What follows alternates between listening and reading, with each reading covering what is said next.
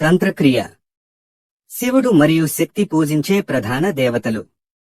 తంత్రంలో బలి లేదా జంతు బలులకు ఒక గొప్ప ప్రాముఖ్యత ఉంది.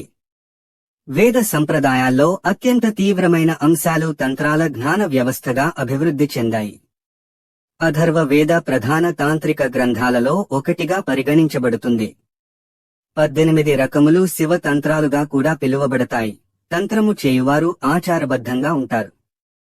3 విభిన్న తాంత్రిక సంప్రదాయాలు ఉన్నాయి: దక్షిణ, వామ మరియు మధ్యమ.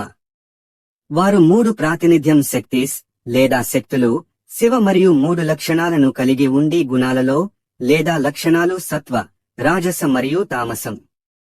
తత్ర యొక్క సత్వ శాఖకు చెందిన దక్షిణ సంప్రదాయ పద్ధతి మంచి ప్రయోజనం కోసం ప్రత్యేకంగా రాజమాల లక్షణాలను కలిగి ఉన్న మధ్యమ మిశ్రమ స్వభావంతో ఉంటుంది. తంత్రం ఇతర సంప్రదాయాల నుండి భిన్నమైనది, ఎందుకంటే మొత్తం వ్యక్తి తన కోరికలను ఖాతాలోకి తీసుకుంటాడు. ఇతర ఆధ్యాత్మిక సంప్రదాయాలు ఆధ్యాత్మిక ఆకాంక్షలు పరస్పరం ప్రత్యేకంగా బోధిస్తాయి, అంతులేని అంతర్గత పోరాటానికి వేదికగా ఉంటాయి. చాలా మంది ప్రజలు ఆధ్యాత్మిక విశ్వాసాలకు మరియు అభ్యాసాలకు తరలిపోయినా వారి కోరికలను నెరవేర్చుకోవడానికి సహజమైన కోరిక ఉంటుంది. దీనికి తంత్రం ప్రత్యామ్నాయ మార్గాన్ని అందిస్తుంది. జీవితానికి తాంత్రిక పద్ధతి ఈ అపాయాన్ని తొలగిస్తుంది. తాంత్రిక విద్య ప్రకారం జీవితంలో నిజమైన మరియు ఇష్టమైన కోరికలను నెరవేర్చుకోవడానికి ఉపయోగపడుతుంది. అన్ని వరుసలు ప్రకృతిచే రూపొందించబడిన నమూనా ప్రకారం ఉంచబడతాయి.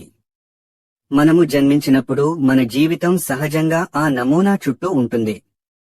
మనము పెరిగే కొద్దీ మన అజ్ఞానం, కోరిక, ఇష్టం, భయము తంత్ర సాధన సమగ్రమైనది.